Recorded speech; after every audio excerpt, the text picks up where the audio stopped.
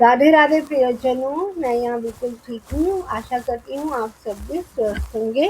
तो पिछले श्लोक नंबर 30 से ये प्रश्न है कि भौतिक स्थितियों से अधिकतर लगाव के क्या क्या कारण हो सकते हैं। तो आप अपना उत्तर कमेंट बॉक्स में लिखिए और जिसका कमेंट सबसे अच्छा होगा मैं उनके कमेंट को पिन करूंगी। तो चलिए आगे बढ़ते हैं। गीता के पहले अध्याय के श्लोक 31 के हिसाब से मुझे इस युद्ध में अपने ही सगे संबंधियों को मारने से कोई लाभ नहीं दिखता और ना ही मैं, हे मेरे प्रिय कृष्ण, इसके बाद किसी विजय, राज्य या सुख की कामना करता हूँ, यह जाने बिना कि उनका स्वार्थ विष्णु या कृष्ण में है।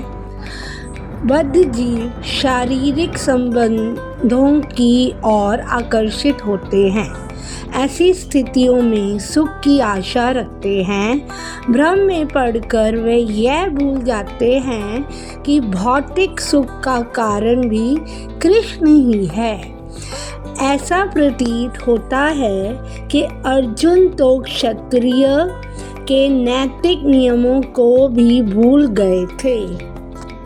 ऐसा कहा जाता है कि दो प्रकार के पुरुष अर्थात क्षत्रिय जो कृष्ण के प्रत्यक्ष आदेश पर युद्ध क्षेत्र में सीधे शहीद हो जाते हैं और सन्यासी जीवन व्यतीत करने वाले वे पुरुष जो आध्यात्मिक साधना में पूर्णतः समर्पित होते हैं उस शक्तिशाली और तेजस्वी सूर्यमंडल में प्रवेश करने के योग्य होते हैं। अर्जुन तो अपने शत्रुओं को भी मारने से हिचकते हैं। अपने सगे संबंधियों को मारना तो दूर की बात है, उनका मानना था कि अपने सगे संबंधियों को मारने से उनके जीवन में सुख नहीं रहेगा, इसलिए वे युद्ध करने के लिए तैयार नहीं थे।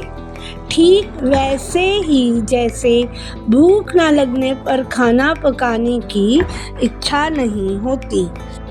ऐसा कहा जाता है कि दो प्रकार के पुरुष अर्थात क्षत्रिय जो कृष्ण के प्रत्यक्ष आदेश पर युद्ध क्षेत्र में सीधे शहीद हो जाते हैं और सन्यासी जीवन व्यतीत करने वाले वे पुरुष जो आध्यात्मिक साधना में पूर्णतः समर्पित होते हैं उस शक्तिशाली और तेजस्वी सूर्यमंडल में प्रवेश करने के योग्य होते हैं।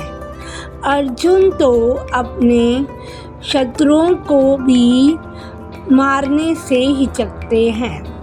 अपने सगे संबंधियों को मारना तो दूर की बात है, उनका मानना था कि अपने सगे संबंधियों को मारने से उनके जीवन में सुख नहीं रहेगा, इसलिए वे युद्ध करने के लिए तैयार नहीं थे।